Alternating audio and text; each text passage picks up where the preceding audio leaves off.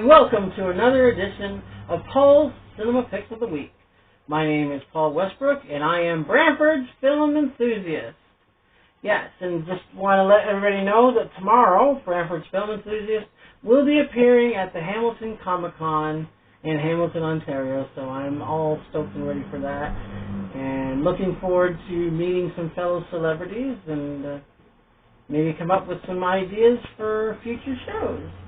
Okay, now today's show is on one of my favorite actors. Like, he's not like my top favorite, but he's one of my particular favorites. It's Burt Reynolds.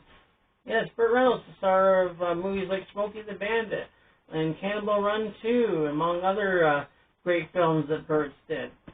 And Burt Reynolds was a very accomplished actor, and I got some facts here. He said, one of the facts is that Burt Reynolds was born February 11th, 1936 in Lansing, Michigan, in the United States. Same year as Dad was born. Yeah, who's that? Same year as our father was born. Yeah, and year I was born in Detroit, Michigan, on January 19th, 1970. And also that Burt died September 6th of 2018 in Jupiter Medical Center in Jupiter, Florida, which is one of the saddest days because I remember watching a lot of Burt Reynolds movies and seeing him a lot on TV, and hearing that he passed was a tremendous shock. But at least we have the films. That's the important thing. And Burt's father, believe it or not, was a chief of police for Riviera Beach, Florida. When Burt moved from Lansing all the way to Riviera Beach, Florida, and his father became a police chief. So when you see him in Smokey the Bandit, well, being chased by the sheriff, in a sense, I always thought, wow, he's actually being chased by his father, like the father figure. So, I thought a little bit of anecdote there about Burt having a father that was a chief of police. And when Burt went to university, he was a football player, halfback, on a football scholarship at Florida State University. So he certainly had those accolades before he got into film. And the breakthrough role that Burt Reynolds actually did, he played the part of Lewis Medlock, and one of the guys in Deliverance when they were traveling down the river, and that's as much detail I want to get into that because that movie was a little graphic as far as the mountain men, the hillbillies, and the rape scene. Oops, I said that word, but that scene for the movie Deliverance. And, of course, remembered for the famous banjo, yes. The banjo movie, that's the one. That's why I call Deliverance the banjo movie, because of the banjo playing. But anyway, don't want to get too off track here because I just wanted to give those little bases of facts before we got into the initial talk. So let's get into the films that I brought here today. And I'm going to go with one of the earlier films here to start off. Burt Reynolds in a movie called White Lightning. If my sister's got that, yep. She'll give me the officially signal there.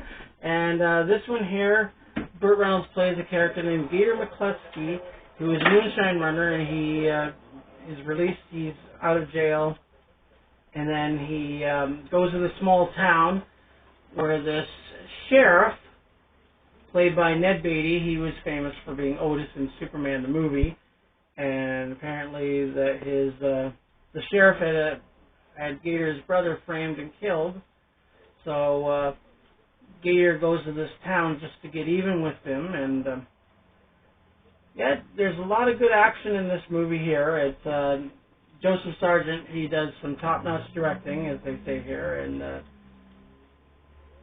basically about moonshine racing. I'll read some of the description here. Moonshine runner who wages war against corrupt police officials. This two-fisted, four-wheeling action extravaganza. And you got your car chases, you got your brawls and fights, and of course acting, because acting is the main emphasis of a movie. Because you can have all sorts of action, you can have brawls and everything, but if you don't have good acting in that, it doesn't really stabilize the movie to being super good as you got it here. And, of course, Burt Reynolds' character, Gator, that's the name that he has. I don't know if they ever really mentioned his name or not. But, yeah, he's serving time in Arkansas prison when he learns about the killing. So he goes to this small town, and then through methodical means, he actually exposes the sheriff and to make him pay for this killing of his baby brother. So, yeah, this was the first of a series, and then I'm going to get into the second one just after this. And here you got Bo Hoskins, you got Matt Clark, and Jennifer Billingsley playing us all alongside Burt. And it's an early Burt Reynolds role. As you can tell, he didn't have the trademark mustache. But, yeah, a lot of early Burt Reynolds films were like that. He didn't have the mustache, and then later he grew the mustache, and that's where I think that he became even more famous. Okay, here we have Burt Reynolds in the sequel to White Lightning. You got that there, sis? As good as I can get it, yeah. Yep. It's called Gator. This is the follow-up to White Lightning. And Gator McCloskey continues. And it says here, Burt Reynolds returns as Gator McCluskey, the moonshine-running king of the bayou. This high-octane sequel to White Lightning. And again, you have your action, you have your car chase, and even a boat chase at the same time. And Lauren Hutton, who is a famous actress, and she stars as a reporter. And the really good casting choice I liked in this one was the actor that they got to play the villain, Jerry Reed, my cousin. I had to point that out. He plays the part of Gator's friend, well, his childhood friend, and he's now a crime boss. So he wants Gator to join him, but at the same time, Gator realizes later that he's involved in extortion, murder, and prostitution, and all this, and it goes against all the principles that Gator lives by. So he decides that instead of joining up with him, he goes against them. And yeah, I think it was, in one sense, it was even more exciting than the first film. The first film's great. It's fantastic, but the second one, I just felt with the introduction of Jerry Reed, I thought it was even better. And I thought the two of them had excellent chemistry, which carried over into the Smokey and the Bandit films that Jerry and Burt would do later. But yeah, these ones are very hard to find in a lot of stores, so you really have to look hard to find both White Lightning and Gator, but if you do, you won't be disappointed by any means. Okay, now, that would lead into Smokey and the Bandit, my favorite Burt Reynolds film, with Jackie Gleason, with Jerry Reed, with Sally Field. And I've talked about this set before, so there's not really a lot I can really say about the Smokey and the Bandit set, because we already talked about it in my sets. I don't think we have. Well, yeah, because I remember I was showing the different sets of films that I had, and this was one of them. But anyway, I can do a rehash of it, more or less. It says Burt Reynolds plays the part of Bandit, and he has to bring beer from Texarkana, Texas, I think it is, back in 48 hours, if I remember correctly. And yeah, this is one of the top movies if you like fast cars, you like sheriffs chasing after really fast cars. And I saw it at the drive-in when I was at least 7 or 8 years old. Absolutely loved the film. And of course it has three films in total: Smokey and the Bandit, Smokey and the Bandit 2, which in the sequel he has to transport an elephant. And in Smokey and the Bandit 3, Burt Reynolds isn't even really in it. Well, he does a little bit of a guest thing at the end where the sheriff has a flashback and he thinks that Jerry Reed was the Burt Reynolds character, so he only sees Burt Reynolds in that. And then, of course, this one here is Bandit, Bandit Goes Country, Bandit, Bandit, Bandit, Bandit, Beauty and the Bandit, Bandit, Silver Angel. Try saying all that all at once. Nah. Yeah, these were made for TV movies, which didn't have Burt in them, but they were based off the Smokey and the Bandit story.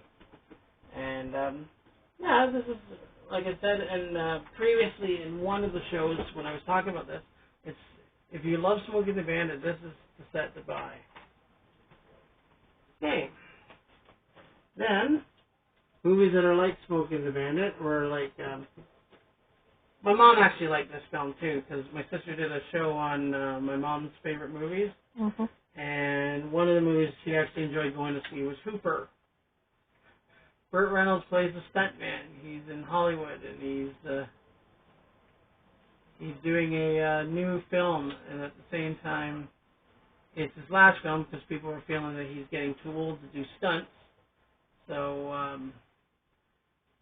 and he wants to do this thing here. He says, the new kid on the stunt team, played by Jan Michael Vincent, prods him into trying the most dangerous rocket car leap ever. Sonny, as usual, intends to have the last laugh. So he wants to do the most dangerous rocket leap over this canyon.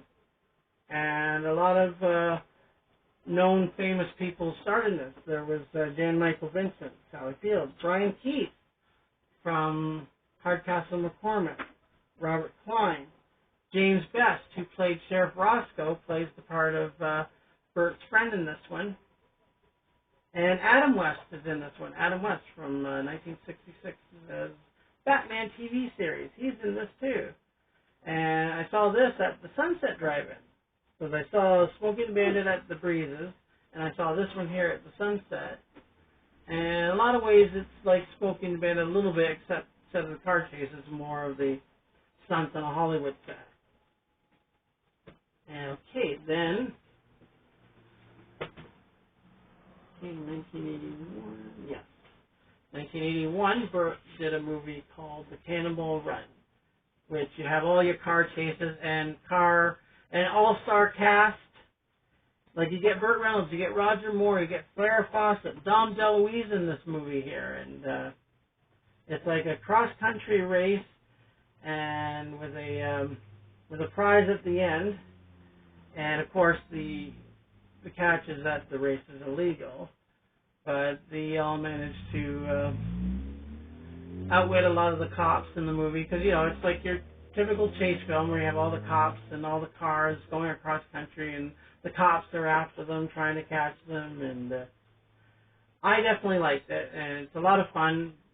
Surprisingly, they didn't do very well at the box office for some reason, but I just felt that they're fun. They're more fun films than anything else. They weren't like your Academy Award-winning type movie, but it was still fun, and Cannonball Run, you get fun. So, yeah, definitely watch that one. And there's a sequel here, The Cannonball Run 2, which has more all-star casts. This one, some from the previous film, and then some from the newer ones. You get Jackie Chan. I believe he was in the first and second one. You get Telly Savalas in this one here. Mary Lou Henner, Catherine Bach, and Daisy Duke from The Dukes of Hazzard. Who didn't like Daisy Duke, right? Yeah. And, of course, you get Dom DeLuise, who was in both of them, Captain Chaos. And Shirley MacLaine, which I couldn't believe this was her. She would be in a film like this, because Shirley MacLaine, you know her from Terms of Endearment. She was an accomplished actress, and I just wouldn't think of her actually being in a film like this, but it was really good. And, yes, Cannonball Run was basically sort of a retread of a movie called The Gumball Rally, which was in 1976. And I also had that. I didn't bring that with me because, Burt wasn't in it, but the Gumball Rally was sort of the same idea. These guys go on this race across the country, which is illegal, just to get a cash prize at the end and have a bunch of cops and army or whoever chasing after them. But again, this one was very enjoyable, a lot of fun. Didn't do tops at the box office. In fact, Leonard Maltin, I believe, rated it a bomb. Rated both of them bomb, but I was like, well, they're some enjoyment. At least it keeps you entertained. That's the important thing about a movie. If it keeps you entertained, then it doesn't matter if it's a bomb or if it's a success or not. It's still a really good film and something you can enjoy. Had to get a drink there. Okay, and the final one I got here was another, yes, of my mom's favorite. I don't know if you mentioned this one, sis, or not. The Best Little Whorehouse in Texas. No. Yeah, Mom loved this one here, too. And, of course, you got Burt here. This time he plays the sheriff. He is Smokey the Bandit. He's being chased by the sheriff. Here, Burt actually plays the sheriff. And you got the beautiful and lovely Dolly Parton playing the part of the madam of the place, the Chicken Ranch, which is supposedly the whorehouse that's mentioned in the movie. And Dom DeLuise this time plays Melvin P. Thorpe, who is a TV crusader who goes to shut this whole place down. And you have some of an all-star cast in this one too. You got Jim Nabors as the Deputy Fred, and yeah, what I liked is not only the story. I like the overall story, how with the comedy elements and how they try to shut down the ranch. But I also love the music, and Dolly sings quite a few really good songs in this one, as she is absolutely a fantastic singer, and really enjoyed listening to Dolly Parton sing. And yeah, it's funny, has a bit of poignant moments in it, and enough music to keep you entertained, and it's a film that, like I said, my mom enjoyed very much, and miss you, Mom, very much, and I know that you love these type of movies, so that's why I decided to put them in the talk today as well. So that's a little bit of my show on Burt Reynolds there. That's a little bit of the talk there, and I hope you enjoyed it. Remember to like and subscribe to the channel below, leave some comments, and we always love to hear the comments, and I know my sister likes to hear them too.